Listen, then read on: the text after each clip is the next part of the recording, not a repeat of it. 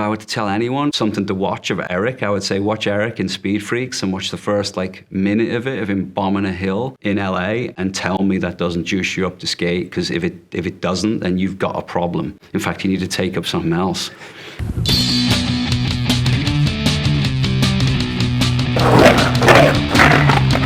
There's nobody that will ever skate like Eric Dressen. He's special. He was the little kid that was better than everybody else. He was the original Mini Grom, the first guy that I ever really saw that was tiny and ripping. He's been in the scene since before half of the legends that are guys that everybody knows now. He's been around since before them.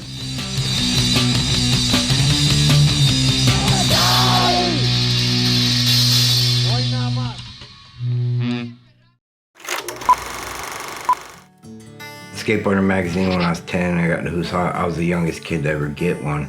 But in my eyes, Tony Alba was my hero. Whenever I was skateboarding, I just wanted to be Tony Alba. I was 11. He'd just come out with Alba, his own brand. He's like, hell yeah, and got me on the team. So I was the coolest kid at school. I was proud of that. Well, the reason I put Eric on the team is not only because he was just this tiny little kid that could rip, but I had these little boards that I was making. They were little mini versions of the first boards I came out with. He was basically a test pilot. Summer of '78, Tony Alba was the biggest thing in skateboarding. Everybody's hero. He was in every magazine, and I was on his team. It was super gnarly. That was my whole life.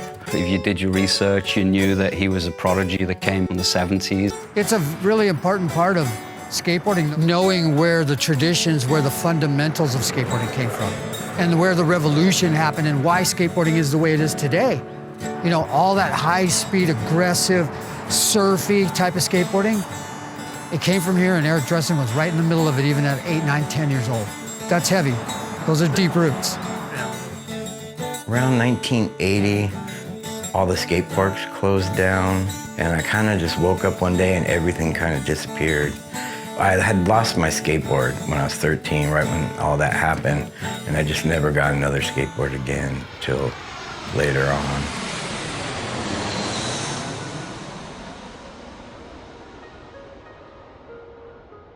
Since I was 8, all I ever wanted to do was skateboard and be a pro skateboarder. That's all I ever wanted to do. And I'm still doing it. And it's all been surreal to me. I'll be walking down the street, and one week I'm in Japan under my feet, and then the next week some other country under my feet, and the next day I'm skating with my legendary favorite skateboarder.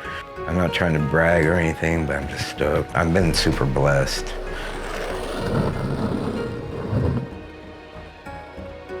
He has spent half his life in Japan, and he loves it. If you can't find him here, you can find him there. I just fell in love with it. I get fired up out here. I think it's just his little niche. He just loves it. It's like the world centers for him, and everything's good. We're heading to Shibuya to go skate with the legendary Japanese pro skateboarder Toyota. He's the first Japanese guy to have a pro model on a US company, and that was Santa Cruz. So it's really exciting. We're gonna get to go skate with him. So good to see you. I've been waiting so much for this trip.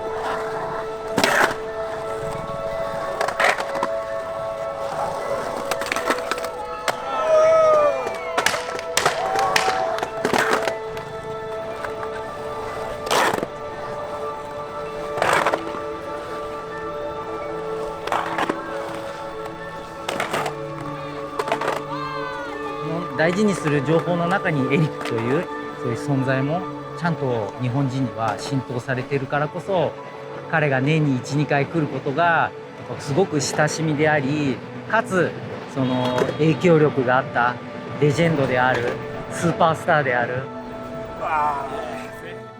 で実際にあったのは80年代にサンタクルーズチームが来た時に一緒にセッションしたり、片言の英語でお話をしたりっていうのが初めてだったですね。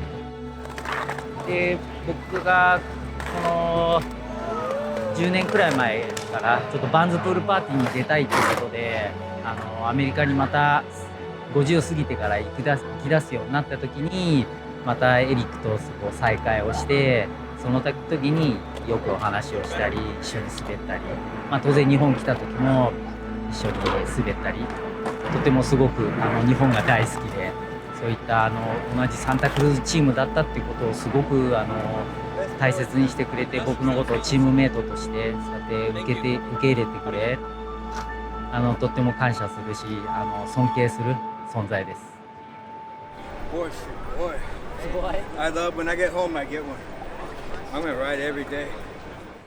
2023 Doing horrible in school.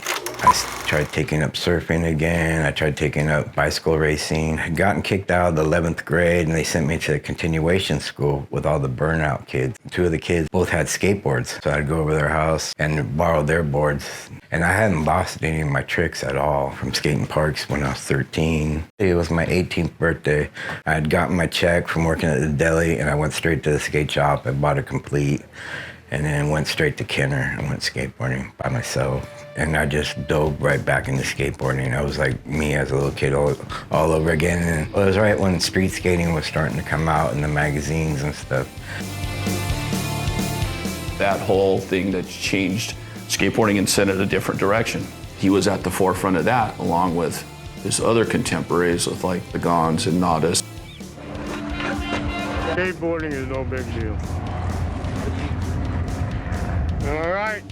I mean, once you can do it, you can do it. You try to get better, but it's not going to be your life. Eric got on Santa Cruz, and he had an illustrious career before that. You know, he was on Alba, he was on Dogtown. Even though it peaked in 1988, skateboarding was still super popular in 1989.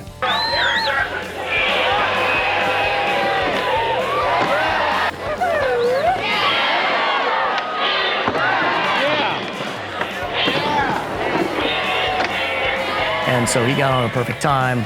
There was still a ton of traveling happening. So yeah, he got to experience kind of the peak years of that era for sure. It was a good time, late 80s.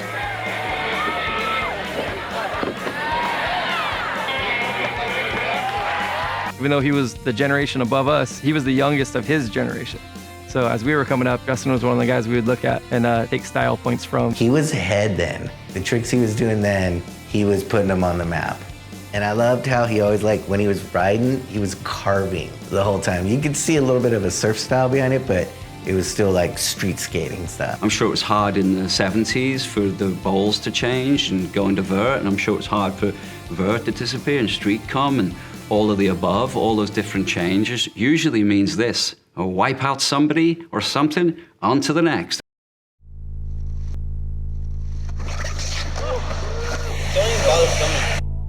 Skateboarding peaked in like 1988, quickly died by 1993. It was pretty dead, or it changed a ton. So for those that were popular in the 80s, you know, he did have a tough time like everybody else. Eric's style of skating didn't really particularly translate over to 7.5-inch wide skateboards with 39mm wheels, because his style of skateboarding is just fast and powerful. The skateboard companies and then the non-endemic sponsors that people had, they had to make cuts. So it made it harder to be a professional skateboarder, to make a living. Right when I got off Santa Cruz, I blew my knee out at this handrail in Century City. Went and had surgery, ended up having to get a real job. Yeah, he worked at Hot Rod for a bunch of years, so he got that retail experience. He had some other jobs too. I'm Eric Dressen, I ride for Dogtown, independent trucks, and nicotine wheels. Yeah, I forgot about that. Working at a skate shop after being a professional skateboarder. You went through some very humbling shit, from having, you know, a ton of your boards on the wall at a skate shop to being behind the counter and selling.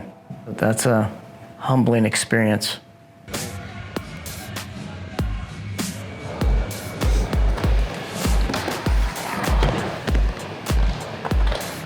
That's how you do 5-0s. We started hanging out at about 1997, 98-ish, when the Vans skate park first opened up at Orange. And Eric went there a few times with Jim. It was like his second time around on Dogtown. He went from Dogtown, Santa Cruz, back to Dog, and then it was like, dude, we gotta get Wee Man on the team. And we were watching Wee Man skate. We're like, just put him on the team. Like, he's so rad. And I think we called him up a day later and like, ride for Dogtown. then we just started hanging out. Eric then came and lived with me. He slept on my couch forever. Yeah, it was just like a rough time in my life, like bouncing from job to job, apartment to apartment, couch surfing, and just never had my shit together, really. When everything was a bust, then he did like his night skating time. I worked all day and then I only could skate at night. Back in the 80s and 90s, LA was dead at night. The 90s were a little different, I think, for Dressen, because he was still street. He was Venice. He was like an OG street skater, too, not just, a transition skater, skating bowls. Eric's always remained relevant with his skating. He never changed his skating because tricks were changing. Bounced around, got on 151, and actually had a video part with that. But then at that time, like old school skating wasn't very popular. Like the old guys were just old guys or whatever. Yeah, those times were probably hard for Eric when like the pace of like rail skating was just getting gnarly, and like I'm sure that was hard for guys to see that and feel that and go, ah. All the guys that were huge in the 80s, that killed all their careers. Next thing we gotta do is purify our hands now. This thing's sick with the dragon. So this temple holds a special place in my heart.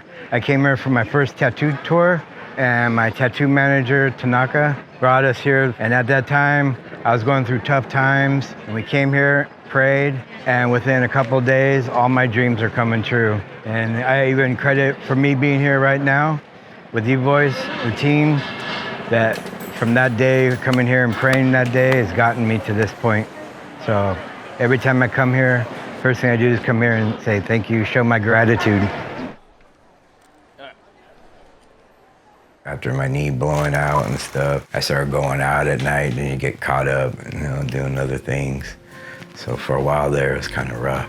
There was a ramp in Culver City and he was skating it, wasn't ripping as much as he was, and I'm like, fuck, Eric's kind of losing it. So yeah, I wasn't around him per se the dark days, but I was near and saw it and saw the effect it had on him. Yeah, you heard things around that you're drinking too much and those things, and a lot of guys were. Tony Alva was a lot as well, and you got your hero that's too drunk to have a conversation and those kind of things. Because a lot of skateboarders and surfers and rock stars think that we have to be, smoking weed and going out to clubs and drinking and throwing like cocaine, and that's a lie, that's an illusion. That does not make you tough, and it doesn't make you a rock star, It actually makes you pretty weak, if you want to know the truth. The booze doesn't mean anything, doesn't define a person. Your character and your morals, how you treat people does. Dressen. Boneless. There hasn't been a boneless Dressen photo in 30 years. This is the next generation of skateboard photographers.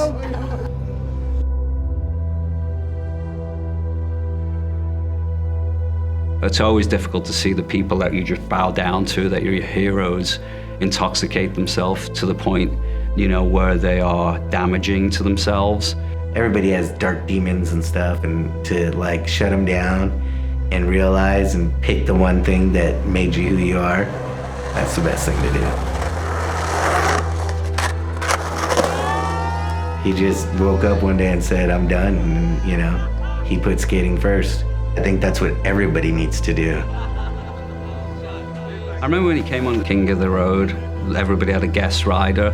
I got to speak to Eric, more than I'd ever spoken to, more than a 5-minute conversation, and I'm thankful for that trip. He was just becoming clean, and it was inspiring to see somebody struggling every day with that feeling and just having to step up every second, step up to feel good, to get on with the day, to move through it. He's been sober for probably almost 20 years, but it's just something I don't think a lot of people know. He lives his life, the way I think a true rock star should.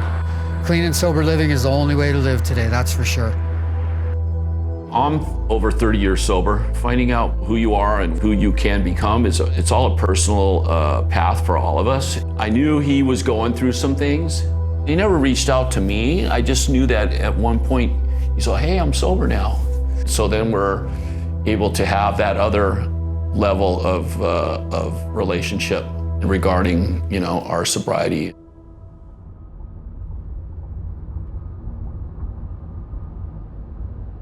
I'd gone up to Santa Cruz.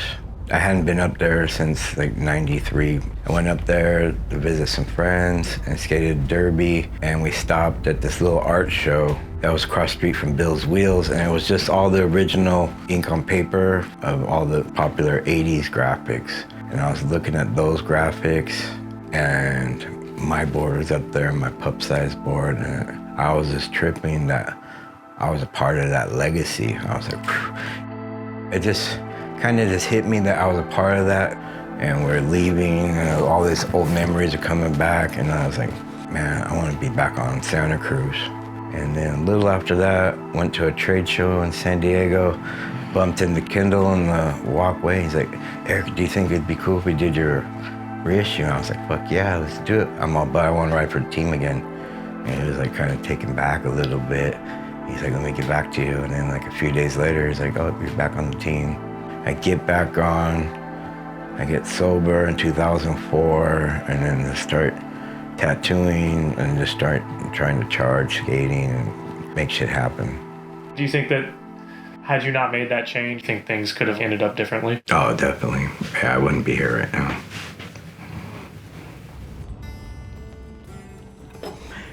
This is what I did for the Screaming Hannah anniversary world traveling show. This is typical of my style, adding like kind of Venice suicidal style, flipped up hat, suicidal lettering. And this is called kill paper that has like natural stippling to it. So you shade out and darken it, darken it. It's almost just like tattooing. And then along Eric's path, he's diversified himself too, and part of it might have been at times to subsidize how he made a living, but he's an amazing artist. Right when I got back on Santa Cruz, I'd been working in tattoo shops as a helper, but like I never really knew how to draw until I apprenticed. I was working on being a full-time tattooer, and I started getting offers to do t-shirt designs and stuff like that. So my art career, my tattoo career, my skating career started to take off right then. Since then, it's been just amazing. I came here for the first time to tattoo and stayed out here for a month. I just had so much fun tattooing and skating, and that super changed my life, that trip. So I got asked to go to Finland to go tattoo, got asked to go to England, got asked to go to Germany. So I'm starting to travel and tattoo around the world and skate at the same time. And it just kind of took off from there.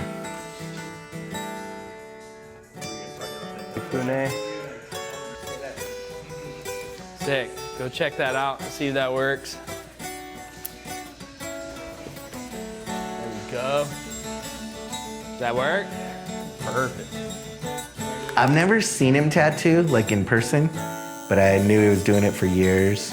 He's got a tattoo like Craving Again, where he's getting a bunch of tattoos again. So he's like, oh yeah, we can go skate, but I just got like 3 new tattoos.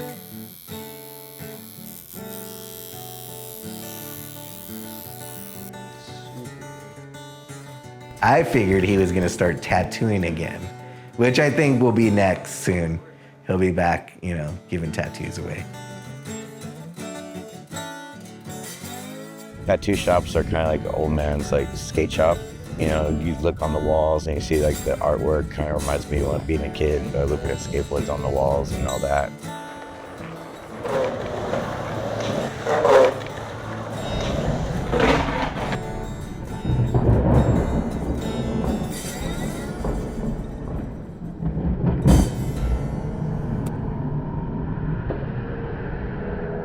Like I love skateboarding so much.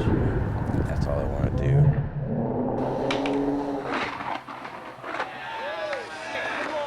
One of my favorite things about skateboarding is skateboard graphics.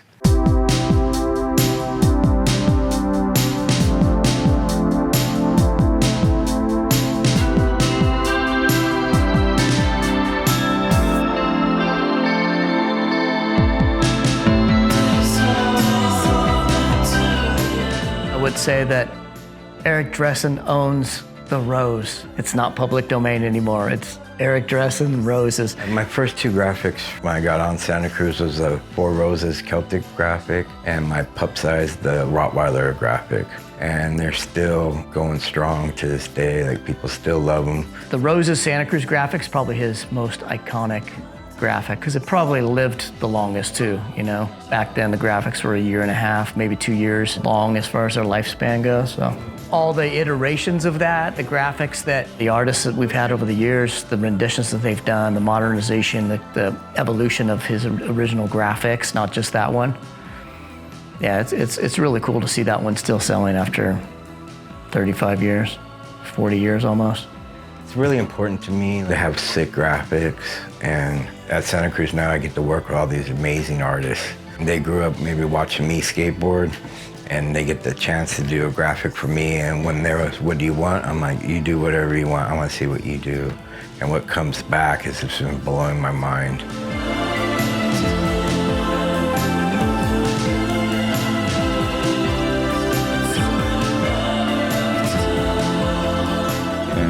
スクリーミングハンドアートショー、ザレス30周年のアートショーの時に、サンタクルーズで大きいショーがあって、そこに僕も招待されて行った時に初めてサンタクルーズでのアートショーでエリック・ドレッセンさんに会いました。後からなんかすごいいろんなことが変わって、初めてサンタクルーズからドレッセンの絵を描かないかって言われた時にもう舞い上がってテンション上がってもう嬉しくてしょうがなかったのは覚えてますけど、でもその気持ちは今も変わらないし、絵を描くっていうこと以外にもずっと別の仕事をしてたりとかっていう形で、まあ例えばまあ僕みたいな絵描きがいるっていうことを認知してくれる日本人の人たちが増えたりとかっていうので、まあ仕事が少しもらえるようになったりとかっていうことでの前までは本当に考えられなかったことだから、もう本当に今自分ができてることが本当に嬉しいし。He's a man of honor, you know? And I think that's why he loves like the Japanese culture so much and stuff, because that's a code of ethics with Eric. It's not about what you say, it's about what you do. 一番最初の時、エリック・ドレッセンさんが2012年にタトゥーのイベントで来日した時に、そういうお店に来たりエリックさんのタトゥーのイベントに行ったりしてるうちに、エリックさんがうちのイメージが湧いていろいろ描いてくれましたね。あ、これですね。このエリックさんが描いたこのファブリックをそのまんま看板に使ってます。あー、すごいこんなちっちゃいショップなのに気に入ってくれて一緒にスケートしてくれて最高に感謝してます。一緒に滑るっていうことは私の子供の頃からの夢だったので、一緒に滑れて子供の頃夢にも思ってなかったことが今現実になってます。本当そうです。最高です。6年ぐらい前にこのエリックさんにタトゥーを彫ってもらったんですよ。ここの昔だけどうちのロゴも描いてくれたりして、もう完全にやっぱりロゴ描いてもらって特別な存在ですね。もう子供の頃からのスーパースターですね。 Arizona Wave Pool, first pro contest I ever won. Japanese magazine, Ollie. This magazine was good.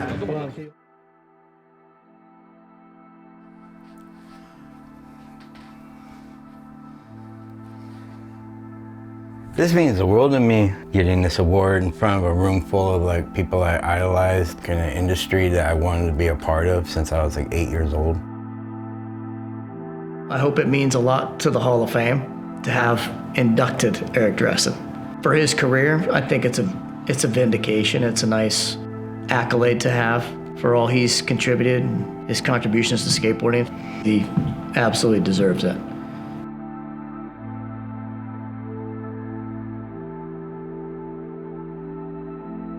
When you've been in skateboarding as long as he has and been through all the ups and downs, been there where you're making some money, been there where you're making no money, but you skate through it anyway, and then to have it come back and support him again. He's been through it all, and you get a better appreciation the second or the third or even the fourth time around. He has what he needs and can appreciate where it's coming from. His dedication to skateboarding has been unbelievable these years. We're really lucky in that we attract people like Eric. He's come through a lot of shit, and I think that no matter how fucked up a person gets, if he's a good person, they usually come out the other side.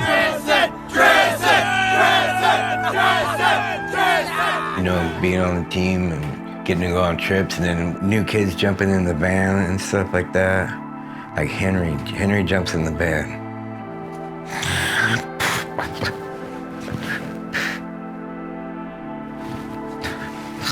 Yeah, cut that shit. But We can have Dresden answer this one. this guy's gonna rip it up. Yeah, this guy's going to Hell yeah, thank you, Dresden. Dresden's the best. Thank you, Dresden. I love Dresden. Just take a second, get a little choke up. Yeah. Yeah, okay. Every so often, a new kid jumps in the van. A kid like Henry gets in the van. You're like, oh, what's up, meet him. And then, boom, first spot, just crushing it. Next spot, crushing it. Oh, we're at the house. We're gonna go skate a handrail. Everywhere we were, that's just where we were. And he was handling business. He just blew me away. Like, I was like, he just did that, and now you're about to go do that. You know, like Winkowski got in the van, and then now, look, he's a legend. They're gonna be talking about Winkowski forever. And then to get to be a small part of it and get to witness it, that's been another thing for me, is get to witness it in person.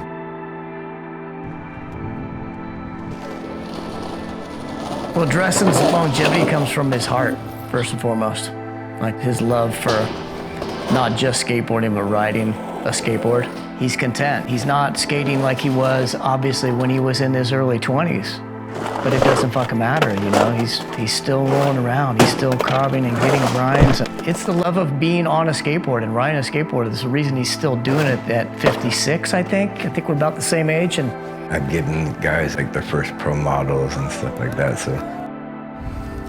What? Yeah, it's just been neat to get to be like a part of the team, and then the newer guys come in and see what they do with their opportunities and get to witness it. It's just so rad because the skateboarding means so much to me, and then to see how much it means to them and what they've done with it. And it's inspired me to be an older pro skateboarder or whatever, and people telling me they're inspired by me, my skateboarding, which is a trip to me. It's been rad. It's hard to explain, but yeah.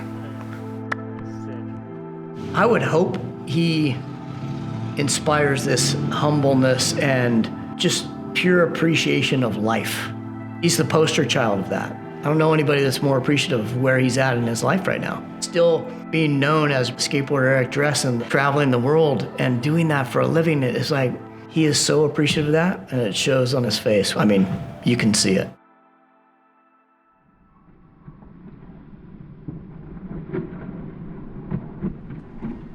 Well, Eric always came across really genuine because he wasn't becoming a cartoon character like a lot of people feel like they have to in front of the camera. He mostly let his skating do the talking, which is similar to what I did too. So, you know, I feel him there.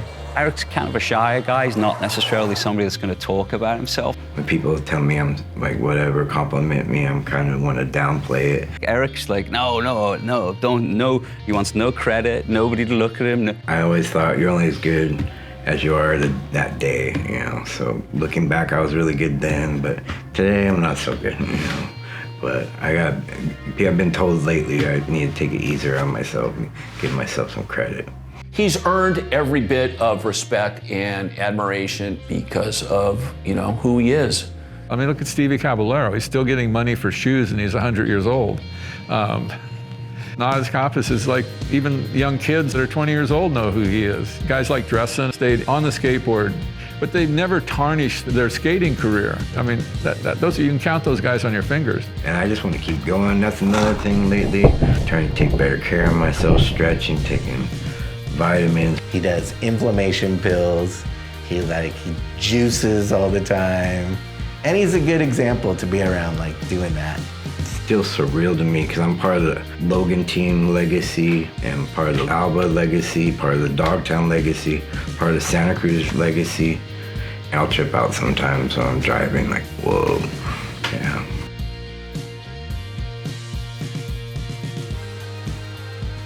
Those trick names like the Bennett grind, the barley grind, like those kind of tricks that have a guy's name associated with it, they're few and far between. Who does the salad grind? Nobody does the salad grind. Eric did it. Everybody was doing it the other way, going backside. We found out that it was called a salad grind because his last name is Dressen, and it sounded like salad dressing. What you have, another trick that nobody else does the way that Eric does. If you look at where he puts his eyes when he does that trick, when he does a good one, that's what it's all about. He's been in every decade, through everything he's been around.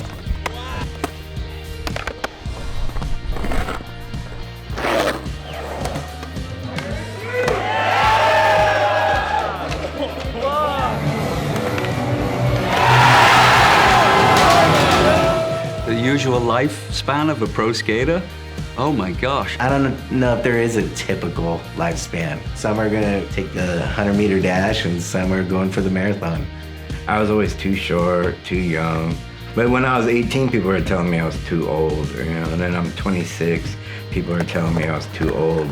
So I've been hearing that my whole life. You know what? We all have something to look forward to because Tony Alva's a professional skateboarder. He's about to be 67 years old. Like Alva right now, you look at him, he hasn't stopped. There's no stopping him. It's just one day at a time, which adds up to 1 week, to a month, maybe another year. So yeah, if I can do it, Eric can do it. There's so many of our other peers from that time period, Lance and Cab and Christian Asoy, Steve Alba. The Gons, Nadas, Tony Hawk, he was in that beginning era with them, and he just had this personality and this style that kept him going forever. Eric's not old school, he's not fucking new school, he's no school, he has nothing, he's from every period. It's rad to have him around and doing it, and I'm not too far behind him, so like, it is an inspiration. スケートボードのヒーロー的な存在っていう立ち位置はずっとエリックさんは変わらないんで、スケートボードだけじゃない人柄みたいなものっていうのがきっとそのエリック・ドレッセンさんを尊敬できる。若い人も年取ってる人もやっぱりエリック・ドレッセンはすごい有名ですね。人気ありますね。今でも。ナンバーワン。I know a lot of guys from my generation. He gave us a look, a style, and a charisma. He's one of the most influential skateboarders in my life. I mean, like that whole list of Dogtown royalty, Eric's part of that. We've lost a lot of guys, you know? Like half the list of the Dogtown guys are gone. And Eric's still here, strong. I'm indebted to Eric Dressen for the influence that he gave me as a skater, an attitude, but also as a person, to be nice to people. You know what I mean? Don't be a dick. And you can still be gnarly as well. I love that about Eric. Get the statue out of the front of this building down now and put one up of Eric Dressen twice the size doing a frontside slash, and that will fire me up. You know, that's how much of an influence that Eric skating has had on me personally. He's not a legend, he's bigger than that. An incredible human, and we're all fortunate that he chose skateboarding and not surfing. Dude, that's awesome, man. In like the late 80s, right, when street skating was changing, some of the first photographs that were shot of me was riding a Santa Cruz Eric Dressen Everslick with black chuckers, red t-shirt and green cargo shorts with the Dressen board. Eric was along for the ride. He was below my feet. So his dad lived here in Hawthorne, Bob, and was selling us used Eric D-boards that Eric rode like in ads and stuff. And Eric found out, and Eric goes, "Give them their money back." So Bob called it, "Hey guys, I gotta give you," and so we took Bob to lunch. Yeah, so I met Eric's dad first, then I met Eric. My first pro model ever, it was like 86, 87. That shape's kind of modern now. Even now, like when I'm street skating, it's that style and that generation and that aggression and that energy that comes from the Venice, Santa Monica scene Venice and that Santa Monica Dogtown thing was just like, you know, get in there and like rip on everybody. That was my biggest influence with that.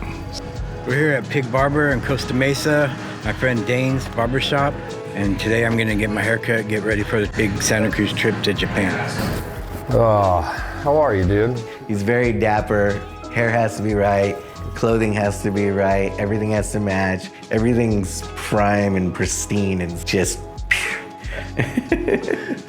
he's just so very like thankful, and even just going like, hey man, I'm gonna pick you up so we can go skate. He appreciates it every time. Like, dude, we're doing our usual thing. And it's awesome. I love that about him.